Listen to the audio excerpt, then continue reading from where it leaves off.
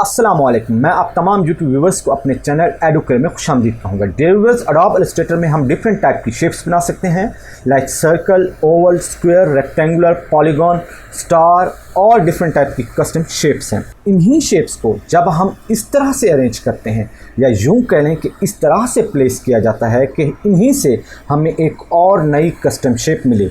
ये जो custom shape होती है ये बहुत ज़्यादा इम्पॉर्टेंट है क्योंकि यही कस्टम शेप आप एज आ लोगो इस्तेमाल कर सकते हैं, क्योंकि आजकल की दौर में लोगो डिज़ाइनिंग बहुत ज़्यादा इम्पॉर्टेंट हो चुकी है। आपको लोगो डिज़ाइनिंग आनी चाहिए।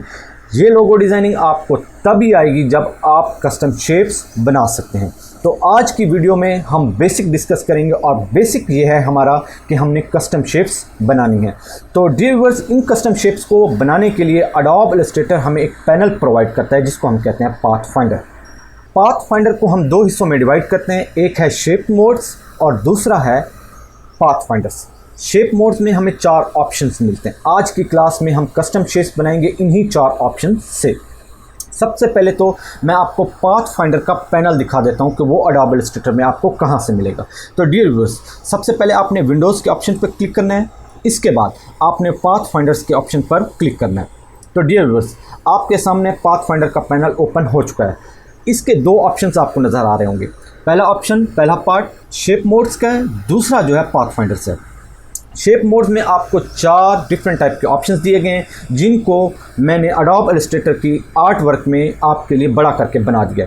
तो ये जो 4 ऑप्शंस हैं इन्हीं की मदद से आज हम कस्टम शेप्स बनाने लगे हैं। सबसे पहले तो आप देख सकते हैं ये पाथ फाइंडर का आइकन है जो मैंने आपके लिए बड़ा करके यहाँ पर बना दिया है। और ये जो 4 ऑप्शंस हैं, सबसे पहले तो ये जो 4 ऑप्शंस हैं इनका मैं आपको ओवरव्यू दे दूँ। पहला ऑप्शन जो है ये है यूनाइट का, दूसरा ऑप्शन जो है माइनस फ्रंट का है, तीसरा इंटरसेक्ट का है और चौथा एक्सक्लूड का है। इन तमाम ऑप्शंस के जो आइकन हैं वो मैंने आपके लिए बना के यहाँ पर रख दिए हैं। ये भी डियर व्यूअर्स शेप्स की मदद से ही बनाए गए हैं। इनको बनाना कोई इतना बड़ा मुश्किल काम नहीं है। अगर आप थोड़ी सी कंसंट्रेशन और फोकस करें तो आप इस तरह की कस्टम शेप्स आसानी के साथ बना सकते हैं। डियर व्यूअर्स, कस्टम शेप्स को बनाने के लिए इस वीडियो में हम 4 ऑप्शन डिस्कस कर रहे हैं। तो जो हमारे पास पहला ऑप्शन है वो है यूनाइट शेप्स का। यूनाइट शेप्स का जो आइकन है उसको मैंने बड़ा करके आपकी आसानी के लिए अपनी आर्ट बोर्ड पर रख दिया है। इसके अलावा पाथ फाइंडर का पैनल भी ओपन है, यहाँ पर भी आप यूनाइट शेप्स का आइकन देख सकते हैं। डियर व्यूअर्स, इस आर्ट बोर्ड में मैंने कुछ शेप्स ऑलरेडी ड्रा करके रखी हुई हैं। यूनाइट शेप्स के ऑप्शन को इस्तेमाल करने से पहले ये बात आपके इल्म में हो कि यूनाइट शेप्स का ऑप्शन आप तभी इस्तेमाल कर सकते हैं जब आपके पास मिनिमम 2 शेप्स हों। मैक्सिमम आप जितनी चाहें शेप्स ले लें, लेकिन मिनिमम आपके पास 2 शेप्स होना चाहिए। तो डियर व्यूअर्स, आप देख सकते हैं कि मेरे पास 2 शेप्स हैं जिसमें एक रेक्टेंगुलर है और दूसरी हाफ सर्कल है। लेकिन जब मैं इसको सिलेक्ट करता हूं आप देख सकते हैं कि इनकी फुल आउटलाइन भी नज़र आ रही है। आप देख सकते हैं कि ये जो शेप है सर्कुलर रेड कलर की, इसकी फुल आउटलाइन आपको नज़र आ रही है और जो रेक्टेंगुलर शेप है इसकी भी आपको आउटलाइन नज़र आ रही है। इन दोनों की आउटलाइंस में आप एक चीज़ कॉमन देख सकते हैं, वो है इनका ओवरलैपिंग एरिया। ये जो आप हाफ सर्कल देख रहे हैं ये सर्कल में भी इंक्लूडेड है और ये रेक्टेंगुलर शेप में भी इंक्लूडेड है। ये जो है हमारे पास कॉमन एरिया और इसको आप कह सकते हैं कि ये ओवरलैपिंग एरिया भी है। अब देखिए, मैं अपनी सर्कुलर शेप को सिलेक्ट करके थोड़ा सा लेफ़्ट में लाता हूँ तो आप देख सकते हैं कि ये मेरे पास फुल सर्कल अवेलेबल है। अब दोबारा मैं इसको इसकी करंट पोजीशन पर एडजस्ट कर रहा हूँ। तो डियर व्यूअर्स, आप देख सकते हैं अब मेरा जो है सर्कल हाइड हो चुका है, इसका कुछ हिस्सा हाइड हो चुका है। या यूँ कह लें इन दोनों शेप्स का कुछ एरिया कॉमन हो चुका है, ओवरलैप हो चुका है। डियर व्यूअर्स, आपने इन दोनों शेप्स को सिलेक्ट कर लेना है और यहाँ पर यूनाइट शेप्स के ऑप्शन को सिलेक्ट कर लेना है। तो आप देख सकते हैं कि मेरे पास आउटलाइंस आ रही थी वो ख़त्म हो चुकी हैं। अब ये दोनों शेप्स ओवरलैपिंग एरिया मर्ज हो चुके हैं एक शेप में। अब ये एक सिंगुलर शेप बन चुकी है। तो इसको हम कहते हैं यूनाइट शेप्स और यूनाइट शेप्स इसी वे से वर्क करता है। तो डियर व्यूअर्स, आप देख सकते हैं कि ये मेरे पास 2 शेप्स और हैं, इनका भी कुछ एरिया कॉमन है, ओवरलैप है। अब उस शेप में और इस शेप में फ़र्क क्या है? फ़र्क सिर्फ इतना सा है कि यहाँ पर मैंने स्ट्रोक की प्रॉपर्टी शेप्स की अप्लाई की हुई है। अब इन दोनों शेप्स को जब मैं सिलेक्ट करता हूँ तो स्ट्रोक पर क्या इफ़ेक्ट आएगा वही आपको दिखाने के लिए मैंने इन दोनों शेप्स को ड्रा किया। अब आप देखेंगे कि जब हम इन पर यूनाइट शेप्स का ऑप्शन इस्तेमाल करते हैं तो हमारे पास किस तरह का रिज़ल्ट आता है। तो डियर व्यूअर्स, जब मैं इस पर यूनाइट शेप्स का ऑप्शन यूज़ करूँगा तो आप देखेंगे कि ये जो मेरा ऑप्शन है, ये जो ओवरलैपिंग एरिया है, ये सब ख़त्म हो जाएगा और यहाँ पर ये जो स्ट्रोक है ये वाला भी ख़त्म हो जाएगा। अब देखिएगा, अब देखिए मैंने इन पर यूनाइट शेप का ऑप्शन यूज़ किया है। आप देख सकते हैं कि मेरा जो स्ट्रोक था वो ख़त्म हो चुका है और मेरी जो सिंगुलर शेप है उसी का स्ट्रोक शेप पर आया है। तो ये तो डियर व्यूअर्स था यूनाइट शेप्स के ऑप्शन, इनको कैसे इस्तेमाल किया जाता है। डियर व्यूअर्स, शेप मोड्स का जो दूसरा ऑप्शन है वो है माइनस फ्रंट। माइनस फ्रंट का आइकन मैंने आप लोगों के लिए बड़ा करके रख दिया है, साथ ही में पाथफाइंडर का पैनल भी ओपन है और यहाँ पर भी आप माइनस फ्रंट का आइकन देख सकते हैं। तो डियर व्यूअर्स, अब हम इसको प्रैक्टिकली अप्लाई करते हैं। तो डियर व्यूअर्स, माइनस फ्रंट जो कि नाम ही से आपको पता चल रहा है कि हमारे पास जो फ्रंट में शेप पड़ी होगी उसको माइनस करना है। तो डियर व्यूअर्स, माइनस फ्रंट की जो एग्जांपल मैं आज आपको समझाने जा रहा हूँ वो है क्रिसेंट मून। आप सब ने क्रिसेंट मून को देखा हुआ है और अच्छी तरह से जानते भी होंगे। तो उस शेप को आज मैं आपको बनाना सिखाऊंगा, वो भी माइनस फ्रंट के ऑप्शन से। इसको बनाने के लिए मैंने 2 सर्कल अपने पास ले लिए हैं, एक रेड कलर का और एक ग्रीन कलर का। तो डियर व्यूअर्स, ये मेरे पास रेड कलर का सर्कल है, इसके ऊपर मैं ग्रीन कलर के सर्कल को इस तरह से रखूँगा कि आपके पास क्रिसेंट मून बन जाए। तो आप देख सकते हैं जब मैं इन दोनों शेप्स को सिलेक्ट कर रहा हूँ तो ये देखिए ये हमारा मून बन रहा है, क्रिसेंट मून, और ये हमारे पास ओवरलैपिंग एरिया है जो कॉमन है दोनों शेप्स में, और ये वाला जो एरिया है ये ग्रीन कलर का एरिया और ये कॉमन एरिया नहीं है। तो डियर व्यूअर्स, होगा क्या, मैं इन दोनों ऑप्शंस को सिलेक्ट करूंगा और साथ ही मैं माइनस फ्रंट को सिलेक्ट करूंगा। आप याद रखिएगा, माइनस फ्रंट का जब ऑप्शन आप क्लिक करेंगे तो इसका मतलब है आपके पास जो फ्रंट में शेप पड़ी है वो टोटल की टोटल माइनस हो जाएगी। ये आपको सिर्फ और सिर्फ यही वाला एरिया आपको बाकी मिलेगा। ओवरलैपिंग एरिया और जो ग्रीन कलर का अनकॉमन एरिया था वो भी माइनस हो जाएगा। अब देखिए मैं इसको सिलेक्ट करता हूँ तो आप देख सकते हैं आपके पास कितना प्यारा क्रिसेंट मून बनकर आ गया। साथ ही में हम स्टार ऐड कर देते हैं तो देखिए हमारी जो शेप है कितनी अच्छी बन जाएगी। डियर व्यूअर्स, शेप मोड्स में हमें जो तीसरा ऑप्शन मिलता है वो है इंटरसेक्ट शेप्स का। इंटरसेक्ट शेप्स का आइकन मैंने बड़ा करके आप लोगों के लिए करंट आर्ट बोर्ड पर रख दिया ताकि आप इसको आसानी के साथ देख लें। साथ ही में पाथफाइंडर का पैनल ओपन है, यहाँ पर भी आप इंटरसेक्ट शेप्स का आइकन देख सकते हैं। तो चलें अब हम अपने इस ऑप्शन को यूज़ करके देखते हैं। तो dear viewers, current artboard पर मेरी 2 शेप्स ऑलरेडी ड्रा हैं। एक रेड कलर की सर्कुलर शेप है और दूसरी ग्रीन कलर की सर्कुलर शेप है। इसके अलावा मैं अपनी तीसरी शेप को भी ड्रा कर लेता हूं जो कि स्टार शेप है और इसका कलर ग्रीन है, इसको हम चेंज कर लेते हैं।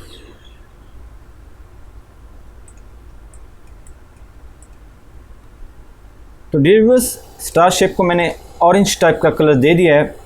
तो सबसे पहले डियर व्यूअर्स मैं क्या करूंगा, इन दोनों की एक कॉपी ले लूँगा। तो डियर व्यूअर्स, अब मैं इस सर्कुलर शेप को और रेड कलर की सर्कुलर शेप को अलाइन करूंगा और मैं अपनी रेड कलर की सर्कुलर शेप को टोटली ग्रीन कलर की सर्कुलर शेप की बैक पर ले जाऊंगा। ये क्यों कर रहा हूँ ये आपको लास्ट पर पता चल जाएगा। तो डियर व्यूअर्स, अब आप देख सकते हैं जो मेरी रेड कलर की शेप है वो टोटली हाइड हो चुकी है। अब मैं क्या करूँगा, अपना जो स्टार है इसके ऊपर आके रख देता हूँ। तो डियर व्यूअर्स, अब जो मैंने कॉपीज़ ली थी स्टार और सर्कुलर शेप की, इनको भी मैं अरेंज करके रख रहा हूँ और साथ ही मैं इसको थोड़ा सा स्केल डाउन कर रहा हूँ। तो डियर व्यूअर्स, अब देखें, अब मैं इन दोनों शेप्स को सिलेक्ट करता हूँ और इंटरसेक्ट शेप का ऑप्शन इस्तेमाल करता हूँ। तो देखें हमारे पास क्या रिज़ल्ट आता है। तो डियर व्यूअर्स, आप देख सकते हैं कि कुछ एरिया स्टार का कट हो चुका है। इसके अलावा ग्रीन कलर का जितना भी सर्कल था वो सारा का सारा ख़त्म हो चुका है। तो यही चीज़ अब मैं आपको समझाता हूँ यहाँ पर। तो डियर व्यूअर्स, आप देख सकते हैं मैंने जब स्टार शेप को सिलेक्ट किया इसकी सारी की सारी आउटलाइन आपको नज़र आ रही है। तो जब मैंने स्टार शेप को भी सिलेक्ट किया और सर्कुलर ग्रीन शेप को भी सिलेक्ट किया तो आप देख सकते हैं आप कि यहाँ पर कुछ एरिया जो है ओवरलैप हो रहा है, सर्कुलर ग्रीन शेप का भी और स्टार शेप का भी। ये जो एरिया होता है, जो ओवरलैप एरिया होता है, जो कॉमन एरिया होता है, ये इंटरसेक्ट शेप में हमारे पास रिजल्ट के तौर पर आता है और बाकी जो भी दोनों शेप का अनकॉमन एरिया होता है वो ख़त्म हो जाता है। तो डियर व्यूअर्स, अब देखिएगा जब मैं शेप मोड्स को इस्तेमाल करता हूँ, इंटरसेक्ट शेप मोड को, तो हमारे पास कॉमन एरिया तो रह जाता है, बाकी सारा का सारा एरिया रिमूव हो जाता है। तो डियर व्यूअर्स, इस शेप को पीछे रखने का मकसद ही यही था कि हमारे पास एक अच्छा व्यू आए। तो अब मैं क्या करता हूँ, इस सर्कुलर शेप को मैं स्ट्रोक दे देता हूँ।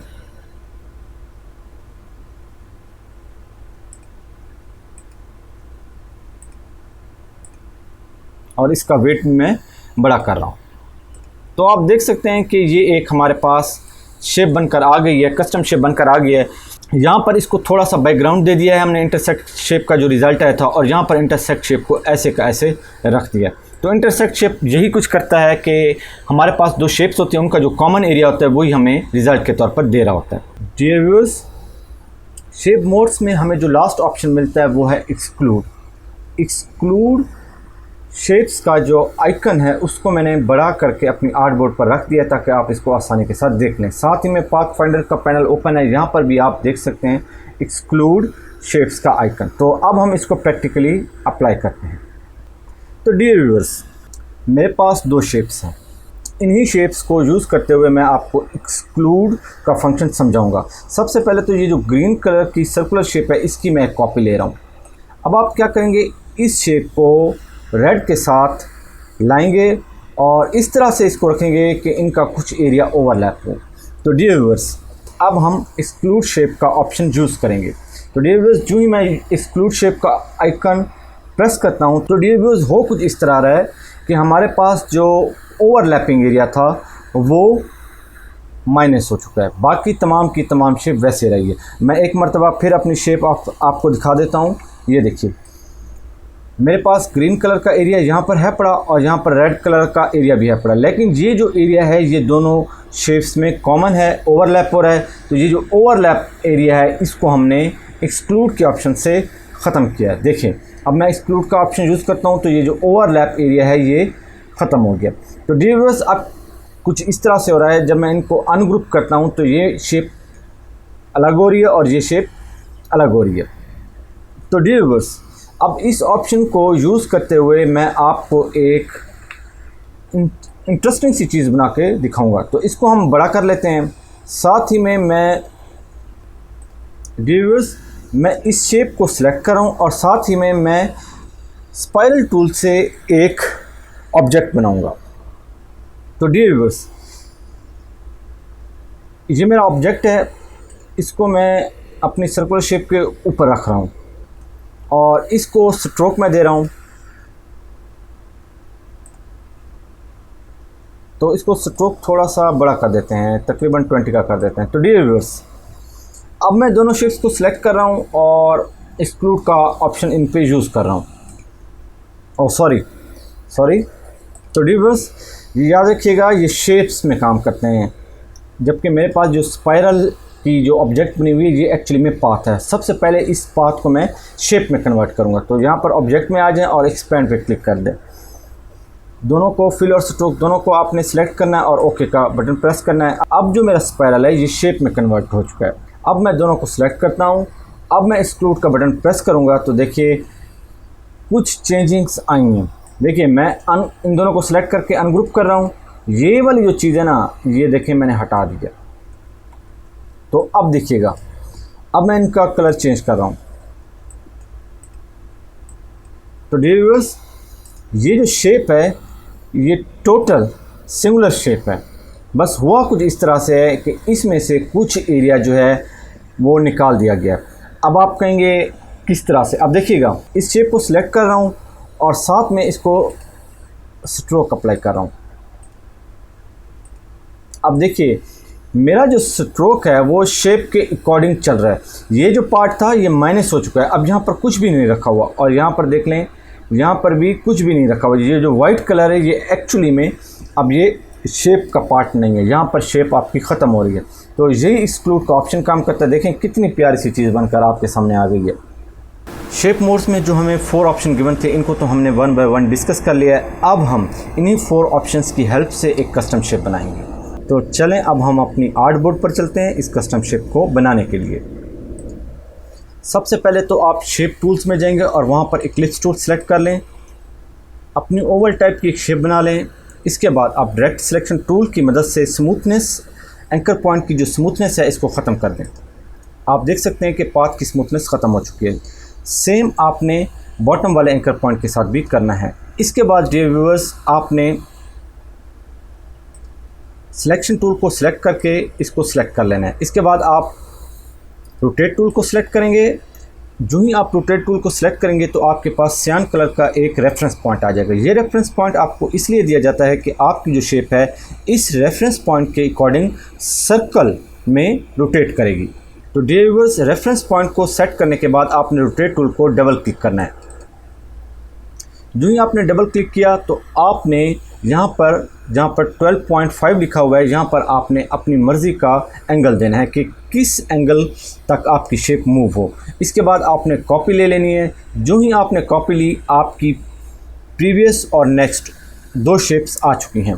तो डियर व्यूअर्स, इसके बाद आपने शेप को सिलेक्ट ही रखना है और कंट्रोल की को प्रेस रखना है और डी को प्रेस करते जाना है। तो डियर व्यूअर्स, आपके पास एक शेप बनकर आ चुकी है। तो डियर व्यूअर्स, मैं क्या कर रहा हूँ, अपनी पहली वाली शेप की एक कॉपी ले रहा हूँ। इस शेप को मैं सेंटर में रख रहा हूँ। इसके बाद आप देख सकते हैं कि इसमें बहुत ज़्यादा ओवरलैपिंग एरिया हैं। इन तमाम ओवरलैपिंग एरियाज़ को ख़त्म करेंगे और इसको हम अपनी सिंगुलर शेप में कन्वर्ट कर रहे हैं। तो डियर व्यूअर्स, अब मैं अपनी शेप को थोड़ा सा बड़ा कर रहा हूँ। तो डियर व्यूअर्स, अब मैं इस ही शेप को कॉपी में लूँगा और इसको स्केल डाउन करूँगा। इसके बाद डियर व्यूअर्स, लाइन टूल की मदद से मैं अपनी एक वर्टिकल लाइन लूँगा। इसका स्ट्रोक जो है, स्ट्रोक विड्थ 2 पॉइंट रखूँगा और इसको ब्लैक कलर दे दिया गया है। तो डियर व्यूअर्स, अब मैं इनको हॉरिजेंटली अलाइन कर रहा हूँ। इसके बाद डियर व्यूअर्स, मैं अपनी शेप को सिलेक्ट करूँगा और रोटेट टूल की मदद से मैं अपने सबसे पहले रेफरेंस पॉइंट को सेट करूंगा। आप देख सकते हैं लाइन को मैंने लिया ही इसलिए है कि मेरा जो रेफरेंस पॉइंट है वो शेप की मिड में ही आए। बेशक मैं इसको नीचे रख रहा हूं अपने रेफरेंस पॉइंट को, लेकिन ये शेप के मिड में आए। तो डियर व्यूअर्स, आप देख सकते हैं जो मेरी माउस है इस टाइम बता रहा है कि वो मिड में है लाइन के। तो डियर व्यूअर्स, अब आपने क्या करना है, आर्ट की प्रेस करनी है और साथ ही में लेफ़्ट क्लिक को प्रेस करना है। तो डियर व्यूअर्स, आप देख सकते हैं कि आपका जो शेप था वो सर्कल में 45 डिग्री मूव कर चुका है। आपने कॉपी पे सिलेक्ट करना है। इसके बाद आपने कंट्रोल और डी को प्रेस करना है ताकि आपकी कॉपीज़ बन जाए। तो डियर व्यूअर्स, इस सब के बाद आपने इन तमाम शेप्स को सिलेक्ट करना है और इनको कलर कोई और दे देना है। वाइट हम इनको कलर दे देते हैं। इसके बाद आपने इनको कंट्रोल जी करके आपने इनको ग्रुप में कन्वर्ट कर देना है। डियर व्यूअर्स, अब मैं अपने इस ग्रुप को अपनी शेप के ऊपर रख रहा हूँ। डियर व्यूअर्स, अब आपने अपनी दोनों शेप्स को हॉरिजेंटली और वर्टिकली अलाइन कर देना है। तो डियर व्यूअर्स, इस सब के बाद आप अपने ग्रुप को चाहें तो अनग्रुप कर सकते हैं और इनका कलर भी चेंज कर सकते हैं। इसके बाद डियर व्यूअर्स, मैं इन तमाम शेप्स को सिलेक्ट करूंगा और माइनस फ्रंट पर क्लिक करूंगा। तो डियर व्यूअर्स, आप देख सकते हैं कि मेरी शेप में से जो ऑरेंज कलर था वो निकल चुका है। तो डियर व्यूअर्स, इसके बाद मैं इन दोनों शेप्स को सिलेक्ट कर रहा हूं और इनको हॉरिजेंटली और वर्टिकली अलाइन कर रहा हूं। डियर व्यूअर्स, मैं अपनी शेप की एक कॉपी रख रहा हूं अपने पास। इसके बाद डियर व्यूअर्स, शेप को सिलेक्ट कर लिया, रोटेट टूल को सिलेक्ट किया और इसके बाद डियर व्यूअर्स, मैं रेफरेंस पॉइंट को थोड़ा सा चेंज करूँगा। ओह सॉरी, जूम इन कर लेते हैं। तकरीबन ये ठीक ही था। डियर व्यूअर्स, अब मैं क्या करूँगा, आर्ट की प्रेस करूँगा और अपने रेफरेंस पॉइंट को सेट करूँगा। डियर व्यूअर्स, आपने आर्ट की प्रेस की और साथ में क्लिक किया तो आपका जो रोटेट टूल है वो आपके पास एक बॉक्स ओपन करता है कि आपकी जो शेप है इतने डिग्री मूव हो चुकी है। तो डियर व्यूअर्स, यहाँ पर मैं 22.5 सिलेक्ट करूँगा। इससे आपकी शेप की 16 कॉपीज़ बनेंगी और ओके का ऑप्शन सिलेक्ट किया। ओह सॉरी डियर व्यूअर्स, ये थोड़ी सी मिस्टेक हो गई है। डियर व्यूअर्स, आपने अपना रेफरेंस पॉइंट सेलेक्ट करना है, आर्ट की प्रेस करनी है, रेफरेंस पॉइंट अपने सेलेक्ट करना है और क्लिक का ऑप्शन प्रेस करना है। आपके पास एक डायलॉग बॉक्स ओपन हो गया। 22.5 आपने यहाँ पर लिखना और कॉपी पर सिलेक्ट करना है। तो डियर व्यूअर्स, इसके बाद आपने 14 टाइम्स कंट्रोल की प्रेस किए रखने और साथ में डी को प्रेस करना है और फिर छोड़ देना है, फिर प्रेस करना है। कंट्रोल डी को हम प्रेस करते हैं। तो डियर व्यूअर्स, कुछ इस तरह की मेरे पास शेप आ चुकी है। अपनी पहली वाली शेप्स को हम एक साइड पर रख लेते हैं और इन तमाम शेप को सिलेक्ट करके इसको हम स्केल डाउन कर रहे हैं। तो डियर व्यूअर्स मैंने अपनी शेप को सिलेक्ट किया और यहाँ पर एक्सक्लूड का ऑप्शन यूज़ किया। तो डियर व्यूअर्स आप देख सकते हैं मेरे पास कुछ इस तरह की एक अमेजिंग शेप बनकर आ गई है। इसको हम स्केल डाउन करते हैं डियर व्यूअर्स। इसके बाद डियर व्यूअर्स इसको हम अपनी शेप के ऊपर लाते हैं और इसको हम फ्रंट पर ले आते हैं।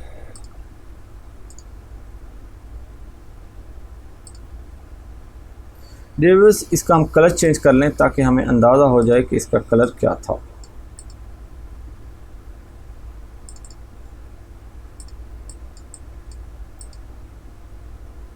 तो डियर व्यूअर्स अब हम इनको अलाइन कर रहे हैं।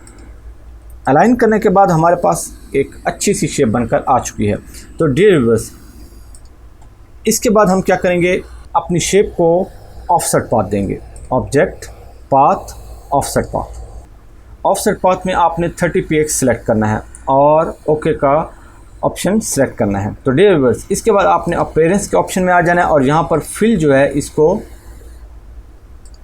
नल कर देना है। तो डियर व्यूअर्स अब स्ट्रोक है हमारे पास ऑफसेट पाथ का, तो इसको हम कर रहे हैं रेड कलर का और इसकी जो स्ट्रोक वेट है इसको हम कर रहे हैं 7 पॉइंट। तो डियर व्यूअर्स अब आपने क्या करना है, आपके पास ऑफसेट पाथ सिलेक्टेड है, एक और स्ट्रोक ऐड कर देना है। तो डियर व्यूअर्स इस स्ट्रोक को हम कलर दे रहे हैं सियान का और इसकी जो वेट है वो हम 14 पॉइंट रख रहे हैं और इसको हम रेड के नीचे ला रहे हैं।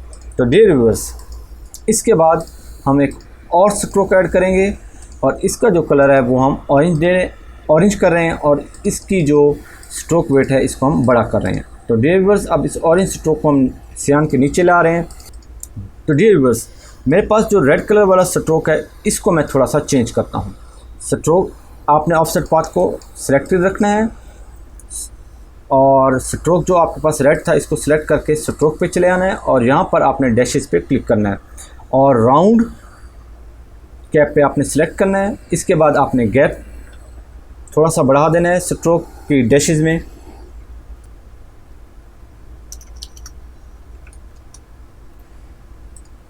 इसके बाद डियर व्यूअर्स आप देख सकते हैं कि आपकी एक अच्छी सी कस्टम शेप बनकर आ चुकी है। इसको हम थोड़ा सा बड़ा कर लेते हैं, ग्रुप कर लेते हैं और इसको हॉरिजेंटली और vertically according to our board align कर रहे हैं।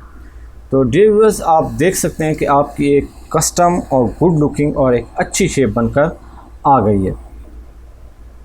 तो डियर व्यूअर्स उम्मीद करता हूँ आज की क्लास आपको पसंद आई होगी।